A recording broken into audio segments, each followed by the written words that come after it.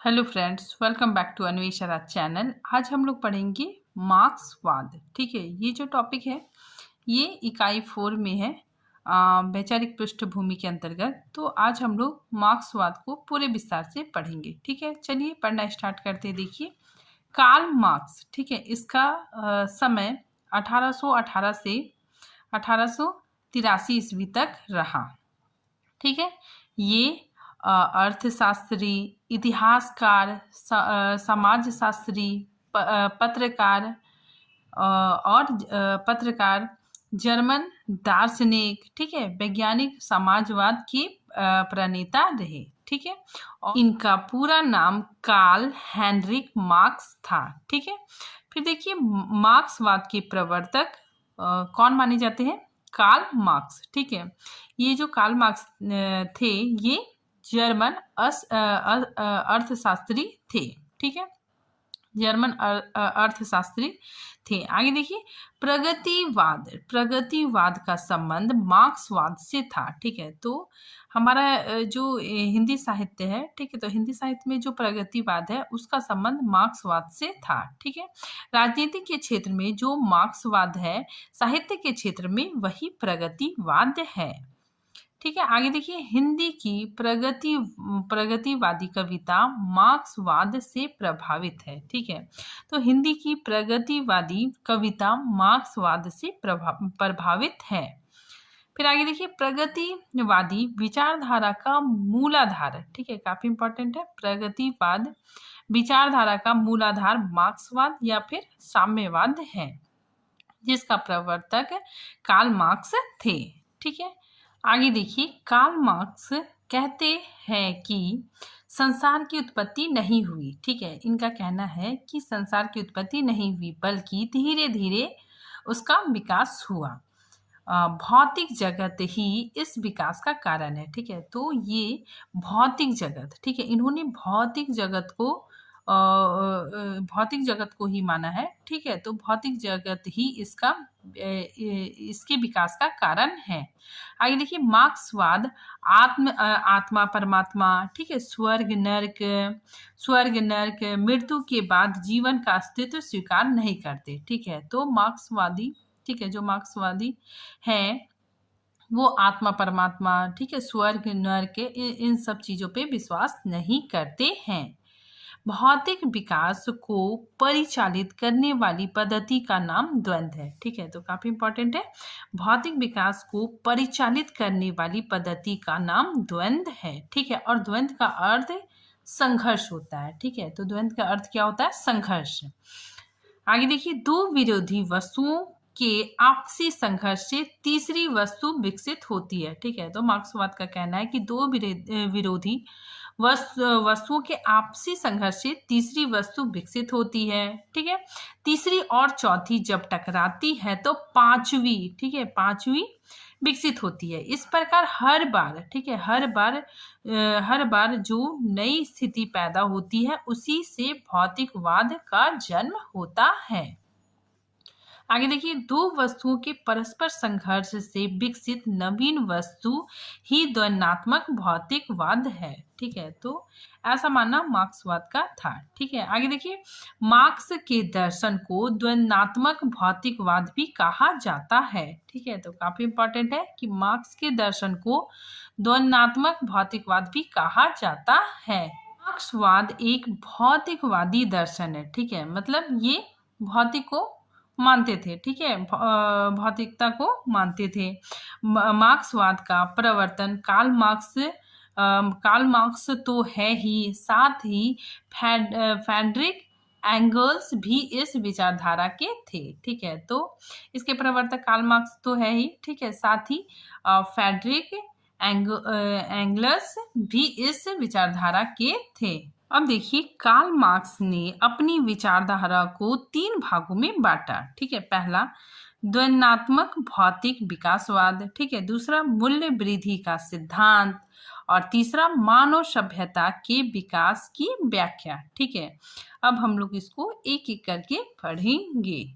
अब देखिए, द्वंद्वात्मक भौतिक विकासवाद। ठीक है, तो देखिए, द्वंद्वात्मक भौतिकवाद मार्क्स के विचारों का मूल आधार है। ठीक है। मार्क्स ने द्वंद्वात्मक प्रणाली को हिगल से ग्रहण किया। ठीक है, तो मार्क्स ने द्वंद्वात्मक प्रणाली को ठीक है, हिगल से ग्रहण किया है। हिगल के विचारों में संपूर्ण संसार गतिशील है और इसमें निरंतर परिवर्तन होता रहता है। ठीक है, ये कहना हिगल का था। द्वंद्वात्मक विकास का तात्पर्य है कि विकास द्वंद्व, ठीक है, यानी संघर्ष से शुरू होता है। दो विरोधी शक्तियों के संघर्ष से तीसरी शक्ति विकसित होती है। ठीक है, ये मैंने अभी पहले बताया। ठीक है, वही चीज है। फिर आगे देखिए, मार्क्सवाद के अनुसार सृष्टि का विकास इसी द्वंद्वात्मक भौतिक विकासवाद से हुआ। ठीक है, तो मार्क्सवाद के अनुसार ये जो सृष्टि है, ठीक है, ये संसार है। ठीक है, संसार का विकास इसी द्वंद्वात्मक भौतिक विकासवाद से हुआ। ठीक है, इसीलिए वह किसी अलौकिक सत्ता, आत्मा, परमात्मा, स्वर्ग, नर्क आदि के अस्तित्व को स्वीकार नहीं करता। ठीक है, तो इसी वजह से मार्क्सवाद भौतिक चीजों को मानते हैं। ठीक है, और साथ इसी वजह से ये अलौकिक सत्ता, ठीक है, आत्मा, परमात्मा, स्वर्ग, नर्क इत्यादि चीजों पर विश्वास नहीं करते हैं। ठीक है, अब हम लोग पढ़ते हैं मूल वृद्धि का सिद्धांत। ठीक है, देखिए, इस सिद्धांत में यह स्पष्ट किया गया है कि पूंजीपतियों द्वारा श्रमिकों का किस प्रकार शोषण किया जाता है। ठीक है, तो इस सिद्धांत में यह स्पष्ट किया गया है कि पूंजीपति द्वारा किस प्रकार श्रमिकों का शोषण किया जाता है। ठीक है, मार्क्स ने मूल के सिद्धांत की व्याख्या करते हुए बताया है कि वस्तु की उत्पत्ति के 4 अंग होते हैं। ठीक है, तो इन्होंने 4 अंग बताए हैं। पहला मूल पदार्थ, दूसरा स्थूल साधन, तीसरा श्रमिक का श्रम और चौथा मूल्य वृद्धि। ठीक है, मार्क्स कहते हैं कि पूंजीपतियों ने श्रमिकों का शोषण किया। ठीक है, तो मार्क्स कहते हैं कि पूंजीपतियों ने श्रमिकों का शोषण किया है।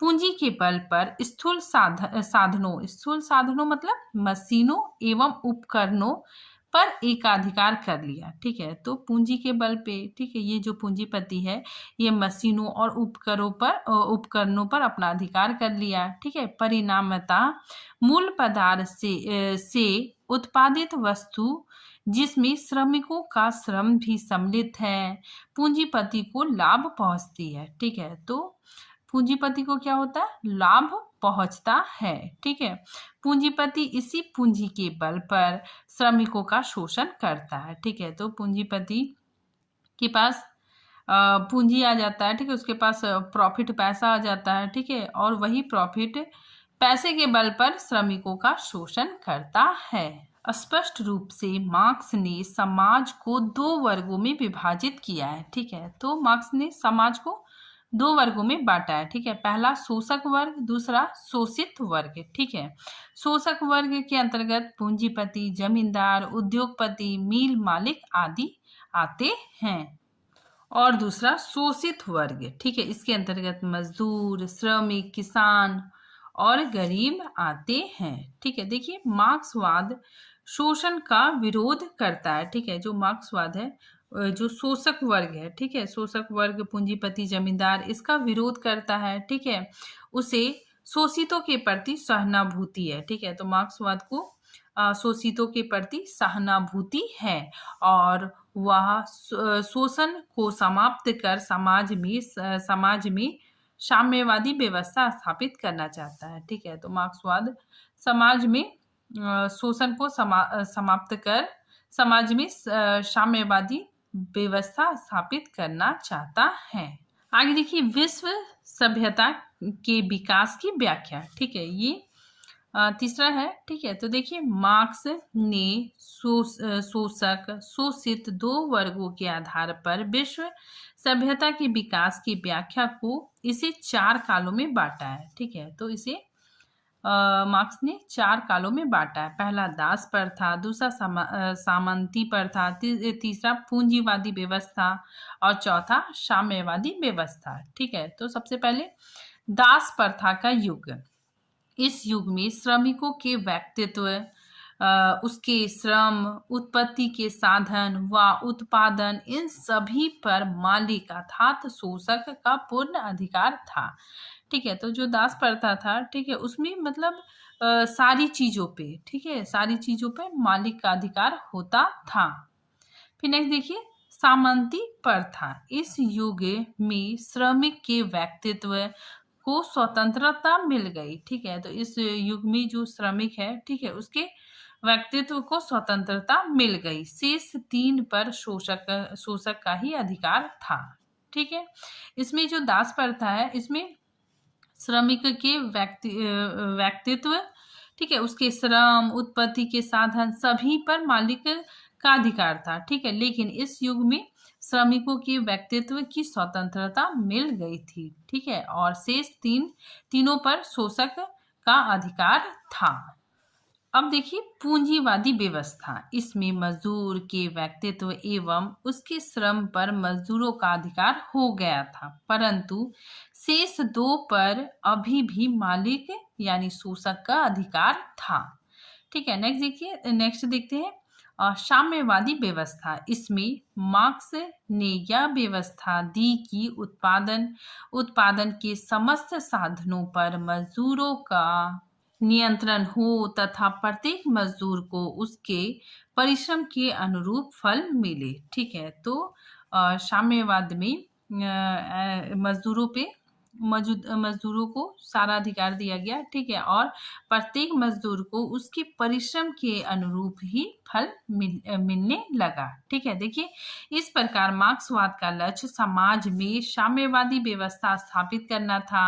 इस लक्ष्य की पूर्ति के लिए वह विद्रोह, हिंसा और क्रांति का समर्थन करता था। ठीक है, तो मार्क्सवाद समाज में साम्यवादी व्यवस्था स्थापित करने के लिए, ठीक है, विद्रोह, हिंसा एवं क्रांति का समर्थन करता था। ठीक है, आगे देखिए, मार्क्स का कहना है कि मजदूर वर्ग को लाभ तो तभी प्राप्त हो सकता है जब उत्पादन के साधनों पर उसका पूर्ण अधिकार हो।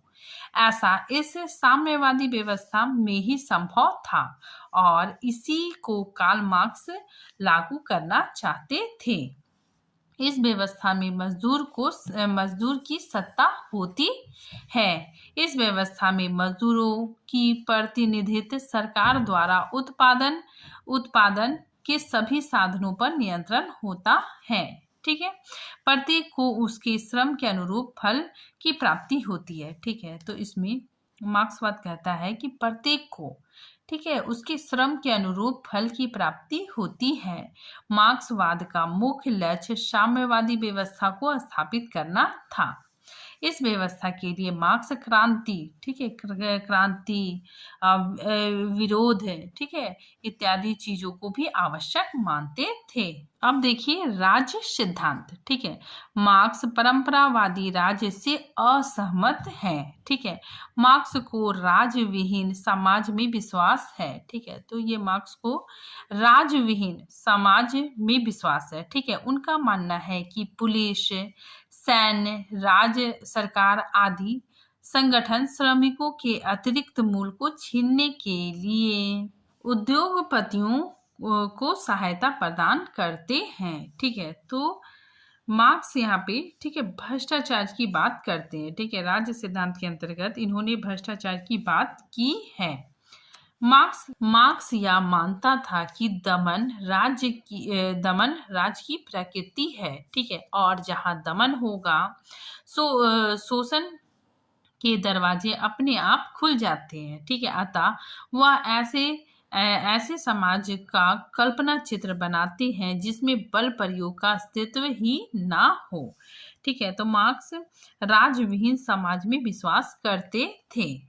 हिंदी साहित्य में मार्क्सवादी साहित्य चिंतन। ठीक है, हिंदी साहित्य में मार्क्सवादी समाजवादी विचारों का प्रवेश यूं तो 1930 के आसपास हुआ, परंतु मार्क्सवाद व उससे प्रेरित समाजवाद आधुनिक साहित्य के उद्भव के साथ ही साहित्य सर्जन व समीक्षा दोनों के क्षेत्र में स्पष्ट होने लगा। ठीक है, तो साहित्य के क्षेत्र में भी मार्क्सवाद आ गया, ठीक है, और साथ ही समीक्षाएं लिखी गई। मार्क्सवादी समीक्षाएं बहुत ही ज़्यादा प्रसिद्ध हुई, ठीक है, उनमें भी मार्क्सवाद देखने को मिलता है। ठीक है, आगे देखिए भारत हिंदू युग, ठीक है, सबसे पहले भारत हिंदू युग में देखने को मिला। तो भारत हिंदू युग में पहली बार साहित्य के अंतर्गत वास्तविक जीवन स्थिति को प्रवेश मिला। अतः हमारे साहित्य में यथार्थ चित्रण को नई परंपरा का सूत्रपात हुआ। ठीक है, तो भारत हिंदू युग में भी मार्क्सवाद देखने को मिलता है, ठीक है, और भारत हिंदू युग में ही जो वास्तविक जीवन था, ठीक है, वास्तविक जीवन से जुड़ी घटनाएं इसमें आने लगी, ठीक है, साहित्य में यथार्थ चित्रण होने लगा।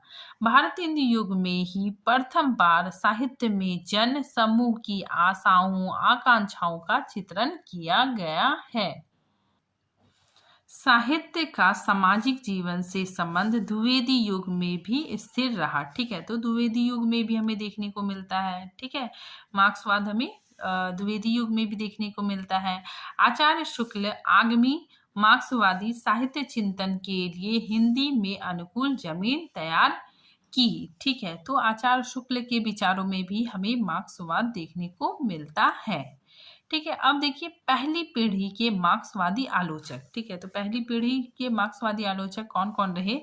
शिवदान सिंह चौहान, रामविलास शर्मा, प्रकाश चंद्र गुप्त, ठीक है, अमृत राय, रामेश्वर शर्मा, चंद्रबली सिंह जैसे मार्क्सवादी आलोचकों की पहली पीढ़ी हिंदी समीक्षा के क्षेत्र में सामने आई। ठीक है, तो ये सारे लोग पहली पीढ़ी के मार्क्सवादी आलोचक थे। ठीक है, अब देखिए दूसरी पीढ़ी के मार्क्सवादी आलोचक नामवर सिंह, शिव कुमार मिश्र, ओम प्रकाश अग्रवाल, सुरेंद्र चौधरी, कुंवर पाल सिंह, चंद्रभूषण तिवारी, दूधनाथ सिंह, आनंद प्रकाश, मैनेजर पांडे, विश्वनाथ त्रिपाठी आदि का नाम उल्लेखनीय है।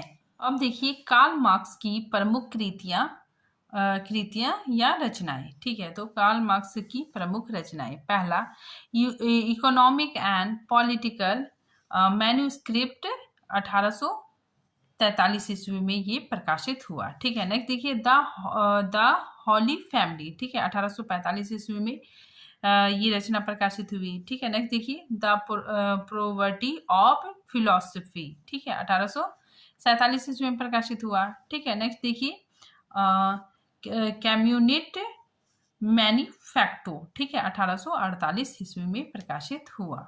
Next the class struggle in France, ठीक है, 1850 ईस्वी में प्रकाशित हुआ। ठीक है, नेक्स्ट देखिए contribution to the critique of political economic, ठीक है, 1859 में प्रकाशित हुआ। फिर दास कैपिटल, ठीक है, काफी इंपॉर्टेंट है, दास कैपिटल 1857 में प्रकाशित हुआ, और the civil war in France, ठीक है, तो ये रचनाएं कार्ल मार्क्स की प्रमुख रचनाएं हैं। ठीक है, तो आज ये टॉपिक यहीं पे खत्म होता है, मिलते हैं नेक्स्ट टॉपिक के साथ, तब तक के लिए थैंक यू।